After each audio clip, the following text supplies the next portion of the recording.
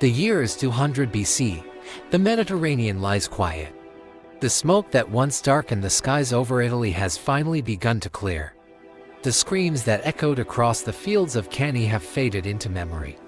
The clash of Roman shields against Carthaginian steel has given way to an uneasy silence. For the first time in nearly 2 decades, Rome can breathe. The Republic has survived the greatest threat in its history. Hannibal Barca still lives, but his dream of destroying Rome has failed. The Roman people celebrate. Temples overflow with offerings. Markets once again bustle with merchants. Children play in streets where soldiers once marched. To many Romans, the nightmare is finally over.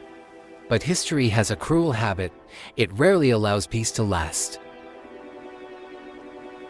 Across the Adriatic Sea, another king watches. He has followed every Roman victory, every Roman defeat, every treaty, every betrayal. He has waited patiently while Rome fought for survival. Now, Rome has emerged stronger than ever. And that changes everything. His name is Philip V of Macedon, the descendant of kings, the heir to Alexander the Great's legacy, a ruler who refuses to believe Macedonia's greatest days are behind her. He does not fear Rome. He believes Rome has become distracted by victory. He believes the Greek world belongs to Macedonia. He believes destiny has chosen him to restore an empire. He could not have been more wrong, because in the West, Rome has changed. The republic that survived Hannibal is no longer the cautious republic of old. It has become something far more dangerous. A nation that has discovered its own strength. A nation that has learned victory demands sacrifice. And a nation that will never again tolerate a rival. Soon, these two powers will meet, not because either truly desires war, but because neither is willing to step aside. This is the story of the Second Macedonian War. The war that would forever change the balance of power in the ancient world.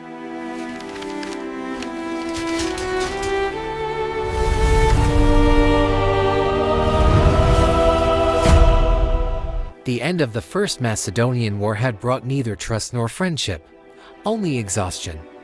When representatives from Rome and Macedonia signed the Peace of Phalanx in 205 BC, neither side believed the conflict was truly over. The treaty ended the fighting. It did not end the rivalry. Rome remained consumed by its struggle against Carthage. Philip remained consumed by his ambition. Both simply needed time. Time to recover, time to rebuild, time to prepare. History would later remember those years as peace. But those living through them understood something different. It was merely an intermission.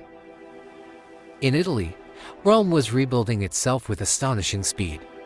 Years of devastating defeats had transformed the Republic. No longer did Roman commanders underestimate their enemies. No longer did senators believe victory was guaranteed. The Republic had paid dearly for those lessons. Entire generations of young men had vanished on distant battlefields. Great aristocratic families mourned sons who would never return. Fields had been abandoned. Cities had been besieged. Treasuries nearly emptied. Yet somehow, Rome endured. Ancient writers often marveled at this remarkable quality. Most kingdoms collapsed after disasters like Cannae. Rome simply raised another army, then another, and another. Its greatest weapon was not its legion, nor its cavalry, nor even its brilliant generals. It was determination. The Republic possessed an almost terrifying refusal to surrender. Every defeat hardened it. Every loss strengthened its resolve. Every enemy taught it something new. Hannibal himself would eventually discover this truth. Rome could be beaten, but Rome could not easily be broken.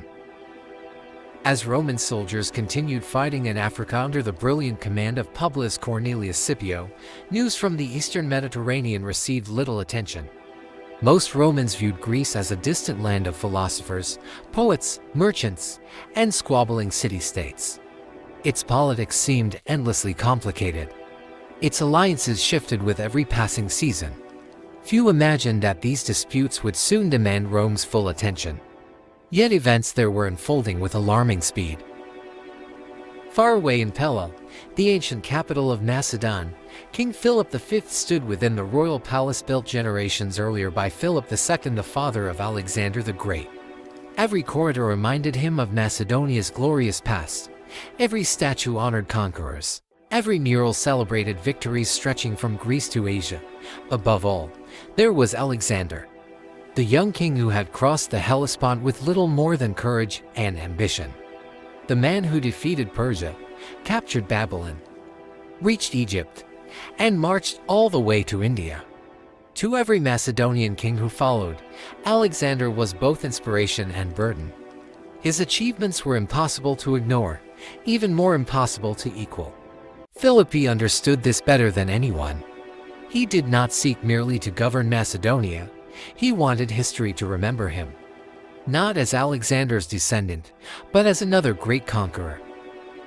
And like many rulers, Philip was no idle monarch. He inspected fortifications personally. He trained with his soldiers. He rode with cavalry patrols. He demanded reports from every corner of his kingdom. His officers admired his energy. His enemies respected his courage. Even Roman historians who often criticized him acknowledged his intelligence and military talent. Yet they also noted another quality: ambition without restraint. Philip rarely accepted limits. When advisors urged caution, he preferred action. When neighbors sought compromise, he saw weakness. When opportunities appeared, he seized them immediately. This boldness had earned him victories. Soon, it would also create powerful enemies. The years following the First Macedonian War witnessed a dramatic shift in Philip's foreign policy. Rather than looking west toward Rome, he turned east. The rich waters of the Aegean Sea had long served as the commercial heart of the Greek world. Merchant ships carried grain from Egypt, wine from the islands, marble from Greece, timber from Macedonia, luxury goods from Asia Minor. Whoever controlled these sea routes possessed enormous wealth. Philip intended to become that ruler. He began strengthening his navy. Shipyards worked day and night. Oak forests echoed with the sound of axes. Blacksmiths forged ankas. Carpenters shaped hulls. Experienced sailors trained new recruits. Within only a few years, the Macedonian fleet had become one of the most formidable naval forces in the region.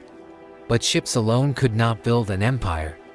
They needed destinations, and Philip had already chosen his targets. Fortune presented Philip with an unexpected opportunity. Far to the east, another ambitious monarch had emerged. Antiochus III, king of the mighty Seleucid Empire. History would remember him as Antiochus the Great. Like Philip, he dreamed of restoring lost glory. Like Philip, he believed the chaos left behind by great wars created opportunities for expansion. The two kings found common purpose.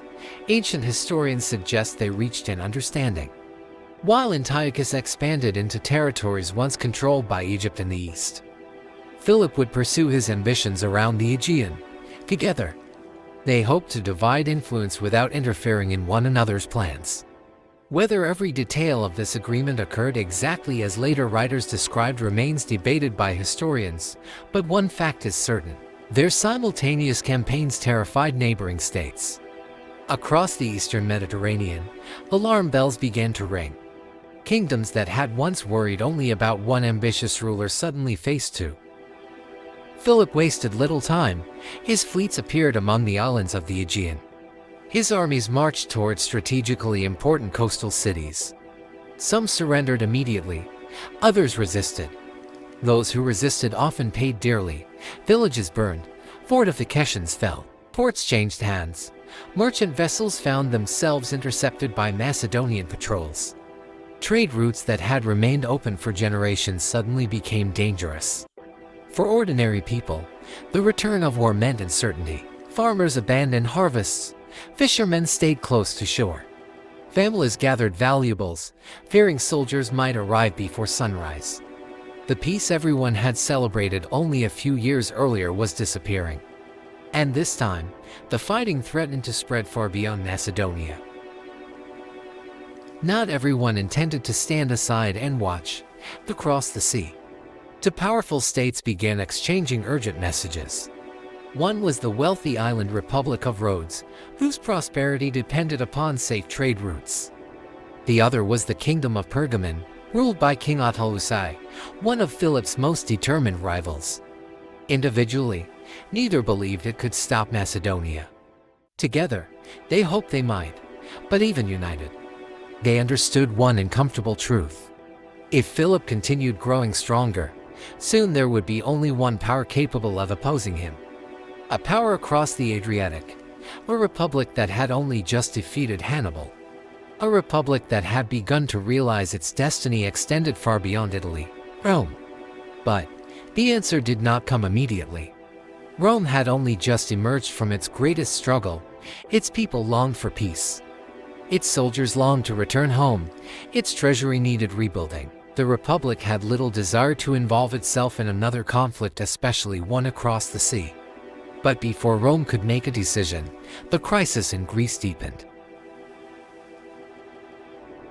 Philip V had tasted success. Each new victory strengthened his confidence. Each conquered harbor brought fresh wealth. Each city that bent the knee convinced him that Macedonia's revival was no longer a dream, it was becoming reality. His fleets dominated more of the Aegean. His soldiers marched farther from home than they had in years. To Philip, every campaign was another step toward restoring the prestige of Alexander's kingdom. But with every mile his armies advanced, the list of his enemies grew.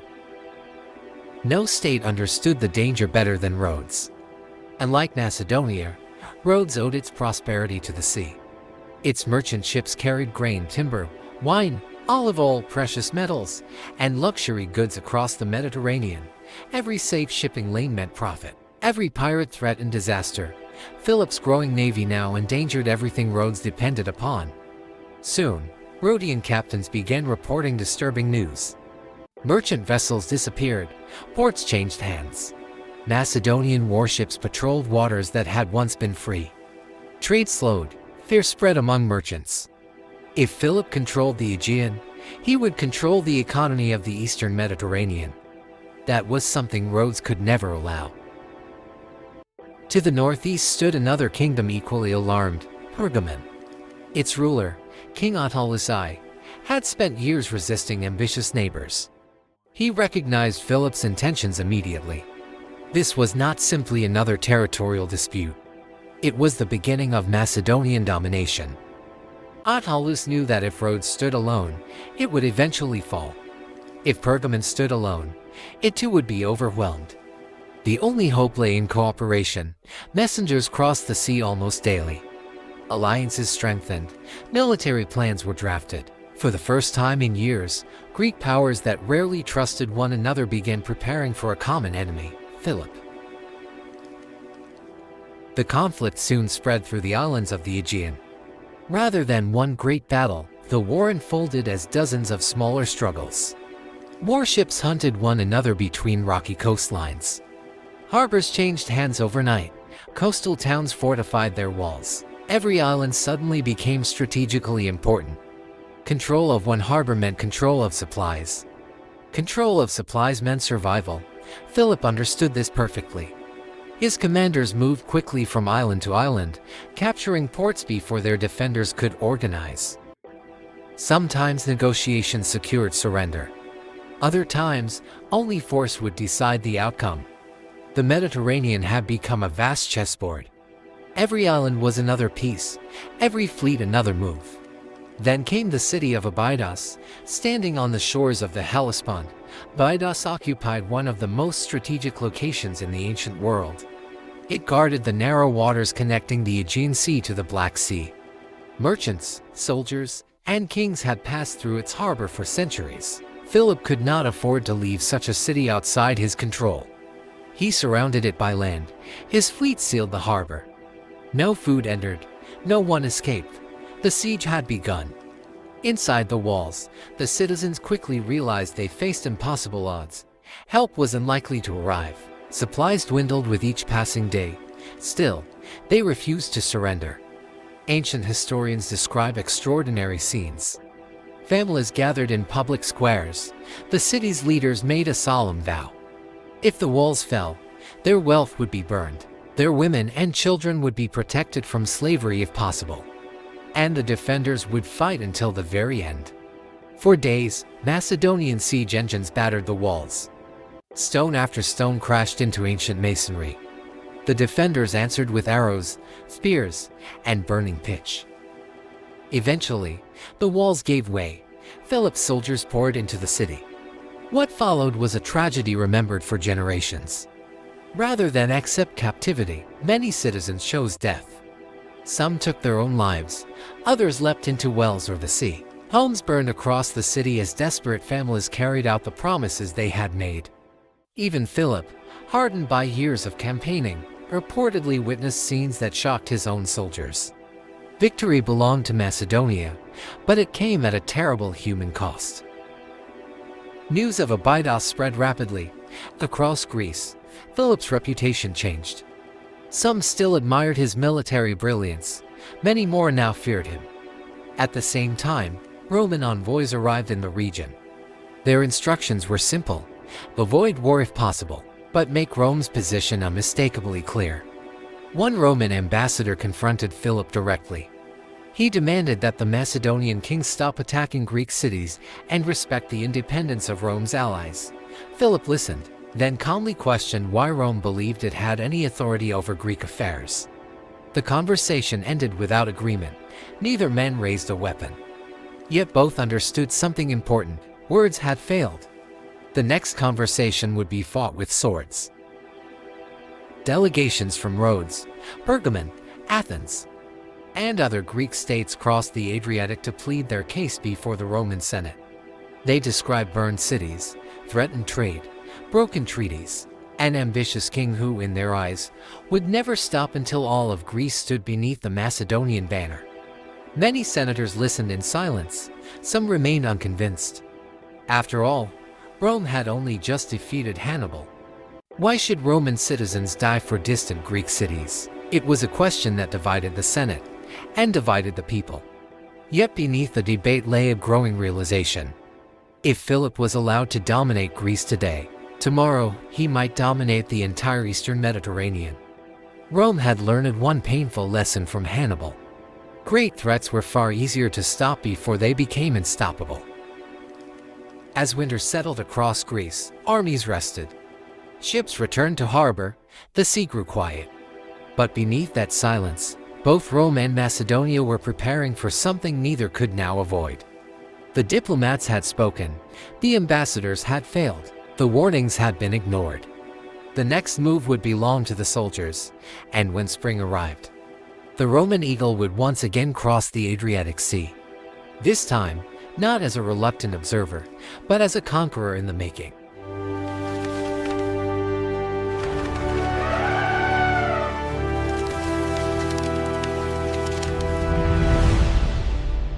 The debates inside the Roman Senate lasted for days. Many senators had spent their entire careers fighting Carthage. Some had lost fathers, others had buried sons. Thousands of Roman families were still mourning loved ones who had never returned from Trebia, Lake Trasimene, or Cannae. The Republic was exhausted. Its treasury was strained. Its legions deserved rest. Why, many asked, should Rome send another army across the sea to fight for distant Greek cities? It was a reasonable question, but others saw the situation differently. They remembered Hannibal. They remembered what happened when Rome underestimated an ambitious enemy. If Philip was allowed to dominate Greece, control the Aegean, and strengthen Macedonia without opposition, Rome might one day face another rival just as dangerous as Carthage. This time, they argued, Rome must act before the danger reached its doorstep.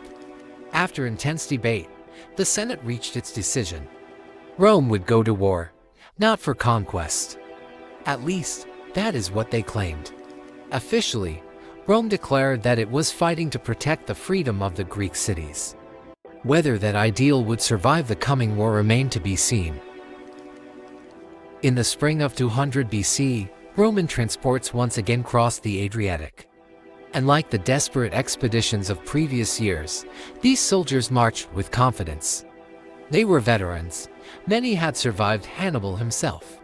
They had learned discipline through hardship. Their commanders knew that the campaign ahead would not resemble the battlefields of Italy.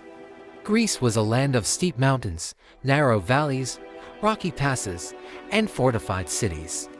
Victory would depend as much on diplomacy and maneuver as on brute strength. As Roman ships approached the Greek coast, many local communities watched with uncertainty. Some welcomed them as liberators, others feared that one foreign master was simply replacing another. Few realized they were witnessing the beginning of a new era.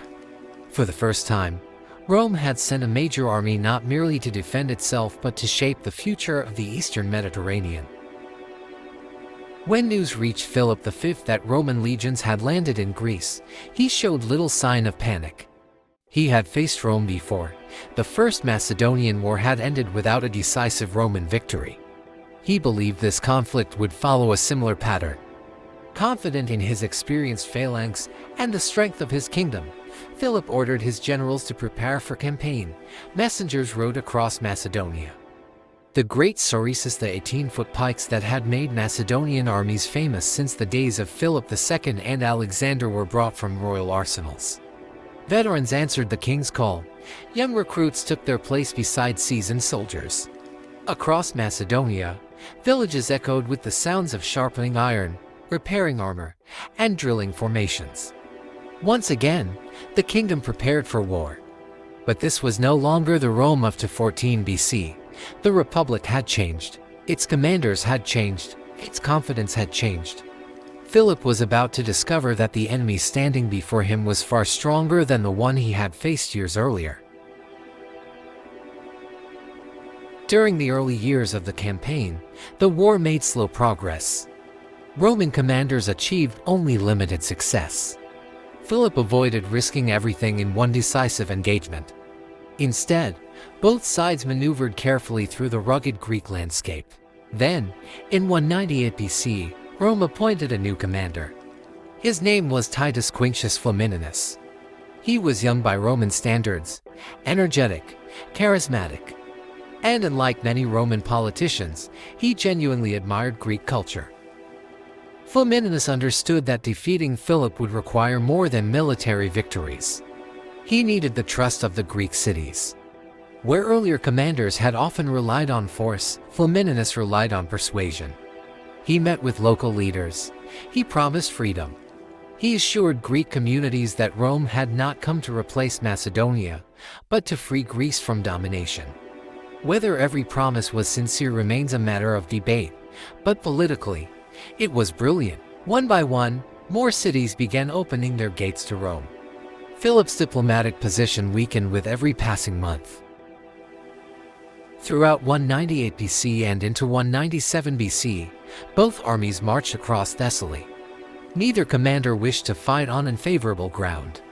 Philip sought terrain where his famous phalanx could maintain its formation.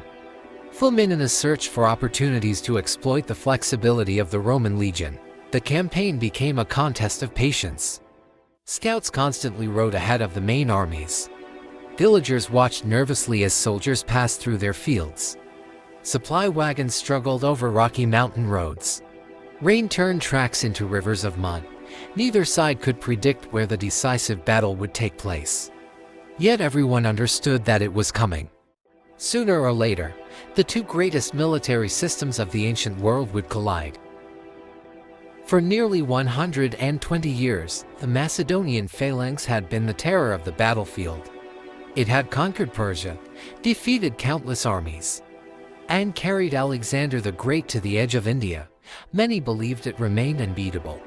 But the Roman legion had survived Hannibal. It had adapted. It had learned.